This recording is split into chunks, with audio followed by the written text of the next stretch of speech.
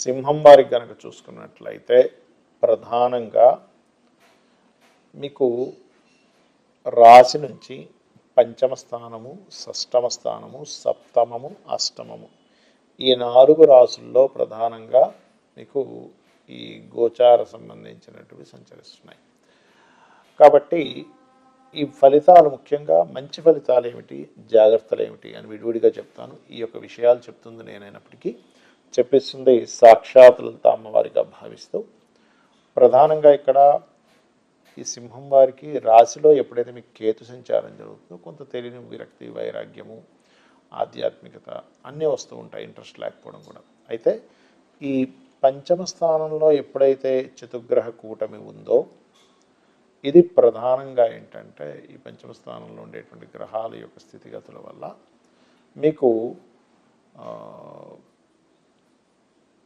సంతాన యోగానికి బాగుంటుంది. చెప్పాలంటే సంతానం కోసం చేసే ప్రయత్నానికి బాగుంటుంది ఈ పంచగ్రహ కూటమి ఎప్పుడైతే ఏర్పడుతుందో. చతుర్గ్రహ కూటమి ఎప్పుడైతే 5వ స్థానంలో ఏర్పడుతుందో, మరి 6వ స్థానంలో ఏర్పడేటువంటి పంచగ్రహ కూటమి జనవరి మాసంలో మీకు రుణాలు లభించడానికి బాగుంటుంది. ఫిబ్రవరి, మార్చి మాసంలో విదేశీ సంబంధాలు కుదరడానికి పంచగ్రహ కూటమి ఏర్పడుతుంది.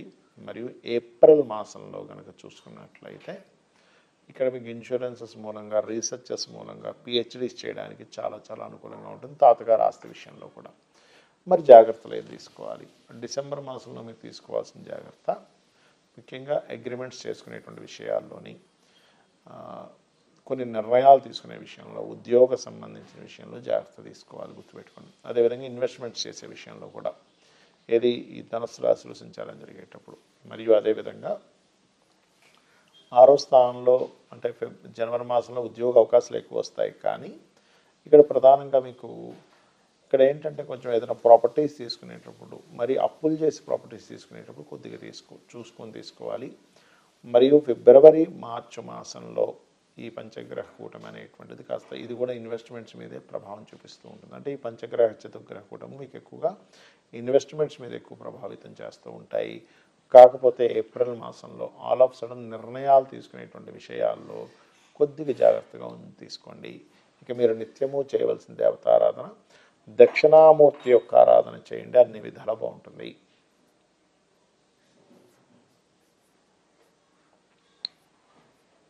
మరి ఈ పంచగ్రహ కూటమి యొక్క ప్రభావం మీ మీద పడకుండా ఉండాలి అంటే ఏం చేయాలి గుర్తుపెట్టుకోండి. ఇందులో పాజిటివ్ ఫలితాలు ఉన్నాయి, జాగ్రత్తలు ఉన్నాయి. కాబట్టి కేవలం పాజిటివ్ ఫలితాలే మీకు చక్కగా రావాలి, ఎందుకంటే ఎవరికైనా మంచి జరగాలని కోరుకుంటాం. కాబట్టి మీరు నవగ్రహాలలో గుర్తుపెట్టుకోండి, శని, రాహువు, కేతువు, కుజుడు, గురువు ఈ 5 గ్రహాల దగ్గర వీలున్నప్పుడల్లా దీపారాధన చేస్తూ ఉండండి. Point number 1. రెండవది చండీ పారాయణం వినడం కానీ, చండీ హోమాలు అవి జరిగే దగ్గరికి కానీ వెళ్తూ ఉండండి. కాస్త అక్కడ కొంచెం స్పెండ్ చేస్తూ ఉండండి. మరియు గోశాలకు వెళ్ళి గోవులకి బెల్లము, క్యారెట్స్, గ్రాసము ఇవి తినిపిస్తూ ఉండండి.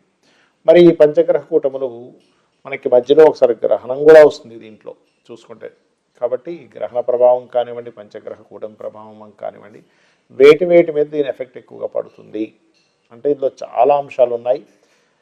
ఇవి ఎలాంటి అంశాలు అంటే మనం ఎప్పుడూ కనీ విని ఎరుగనటువంటి వింతలు, విశేషాలు ఒక 100 సంవత్సరాలు వెనక్కి, 100 సంవత్సరాల ముందుకు వెళ్ళినా జరగదు. ఎందుకంటే ఇటువంటి పంచగ్రహ కూటమి ఎప్పుడూ రాలే.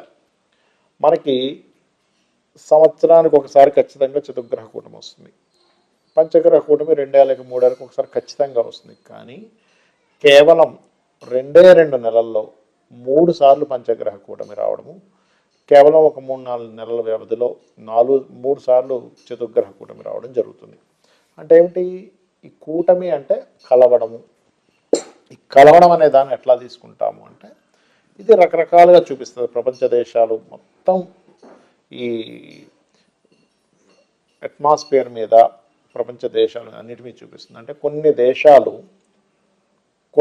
దేశాల యొక్క కరెన్సీని కంట్రోల్ చేయడానికి కొన్ని దేశ నాయకులు ఒకటై కొన్ని నిర్ణయాలు తీసుకోవడం అనేది జరుగుతుంది, గుర్తుపెట్టుకోండి. Point number 1. రెండవది యుద్ధ సంబంధించిన వాతావరణం వస్తుంది ఈ పంచగ్రహ కూటమి వల్ల, ఈ 3 సార్లు రావడం వల్ల.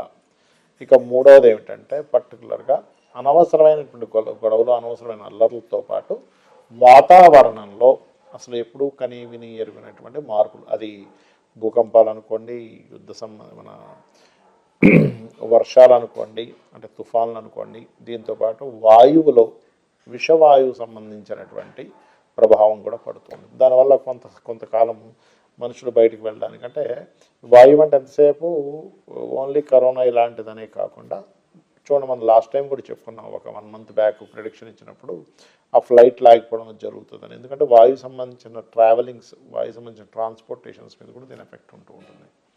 అదేవిధంగా శుక్రుడు ఎప్పుడైతే మనకి డిసెంబర్ 16వ తేదీ నుంచి 16-17 తేదీల నుంచి ఎప్పుడైతే ఇందులోకి మారుతున్నాడు ధనస్సులోకి, ఇక్కడ స్త్రీలకి కొంత జాగ్రత్త పడాలి. అంటే స్త్రీల మీద కొంత వ్యతిరేకత రావడం కానివ్వండి, శుక్రుడు సినిమా ఫీల్డ్కి కారకుడు కాబట్టి సినిమా ఫీల్డ్ వాళ్ళ మధ్యన గొడవలు రావడం కానివ్వండి, సినిమా ఫీల్డ్ మీద కొంత వ్యతిరేకత రావడం కానివ్వండి కూడా ఇది 6 నెలలు పనిచేస్తుంటుంది.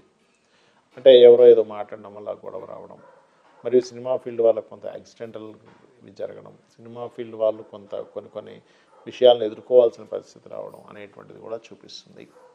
అదేవిధంగా స్త్రీల మీద అఘాయిత్యాలు జరగడం, ఎందుకంటే శుక్రుడు ఎప్పుడైతే ధనుస్సు రాశిలోకి వస్తాడో ఈ డిసెంబర్ మాసంలో, అక్కడి నుంచి ఒక 6 నెలల పాటు స్లోగా ఆయన మకరంలోకి వెళ్ళడం, పంచగ్రహ కూటంలో ఏర్పడడం, మళ్ళీ కుంభంలోకి వెళ్ళడం, మళ్ళీ మన ధనస్సులోకి మీనంలోకి వెళ్ళడం, ఆ రకంగా తన యొక్క ప్రయాణం ఒక 5-6 నెలల పాటు కాలసర్పయోగంలో ఉండడం జరుగుతూ ఉంటుంది. కాబట్టి అదేవిధంగా ఈ కరెన్సీ రిలేటెడ్, మనీ రిలేటెడ్ సంబంధించిన రూపం కూడా మారనుంది, గుర్తుపెట్టుకోండి. కరెన్సీ రూపం మారనుంది.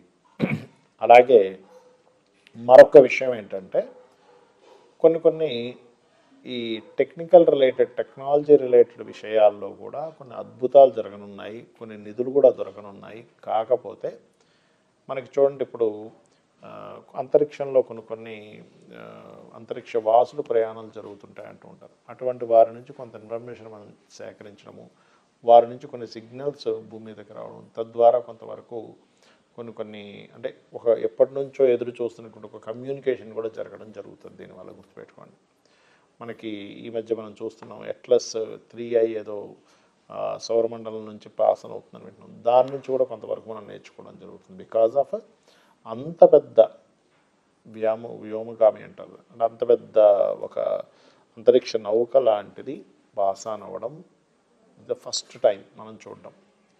కాబట్టి అన్నీ ఎలా ఉంటాయంటే వింతల విశేషాలన్నీ కూడా ఒక 100 సంవత్సరాల తర్వాత కూడా ఇలాంటివి జరుగుతుందా అనే రకంగాను, 100 సంవత్సరాల ముందు కూడా ఇలాంటివి జరుగుతుందా అని. ఎందుకంటే ఇటువంటి కాంబినేషన్ 100 సంవత్సరాలకు ఒకసారి మాత్రమే వస్తుంది. ఎలాంటి కాంబినేషన్ ఎన్ని సంవత్సరాల తర్వాత వస్తాయి, అంత విశేషాలు, అంత వింతలు, అంత గందరగోళాలు జరుగుతుంటాయి. అందుకే చూడండి, అంత అల్లర్లు ఎక్కువగా జరుగుతూ ఉన్నాయి మనకి. ఎందుకంటే దీనికి కేవలం గ్రహాల యొక్క సంకేతం ఒకటే కాకుండా మనకి ఒక పెహల్గాం దాడి ముందు కూడా మన పూరి జగన్నాథుడి యొక్క ఆలయం మీద వచ్చి ఆ గ్రద్ద ఆ జెండాని ఎత్తుకుపోవడం అదంతా జరిగింది. ఈ మధ్య కూడా మీరు కనుక గమనించినట్లయితే కొన్ని కాకులు, గ్రద్దలు కూడా ఆ ఆలయం పైన ఉండేటువంటి గోపురం జెండా చుట్టూ తిరుగుతున్నాయి అనేటువంటిది మనం వింటూ ఉన్నాం. కాబట్టి నేను చెప్పేది ఒకటే, ఇక్కడ ముండేన్ ఆస్ట్రాలజీ అనేటువంటిది ఎందుకు ఉంది అంటే, సామాన్య మానవుడు తన ఇబ్బంది పడకుండా తన జీవితాన్ని గడపాలి. దానికి మనం ఏం చేయాలి, నిత్యము ఇంట్లో చండీ వింటూ ఉండండి, చండీ పారాయణాల దగ్గరికి వెళ్తూ ఉండండి, గోసేవలు చేస్తూ ఉండండి, నిత్య దేవత ఆరాధన చేస్తూ ఇంట్లో కొబ్బరికాయ కొట్టండి. ముఖ్యంగా ఎప్పుడైతే ఇంట్లో కొబ్బరికాయని మీరు కొడతారో ఖచ్చితంగా మీకు ఉండేటువంటి నెగిటివ్ ఎనర్జీ, మీరు పడాల్సిన ఇబ్బంది పడకుండా ఉండగలుగుతారు. శ్రీమాత్రే నమః.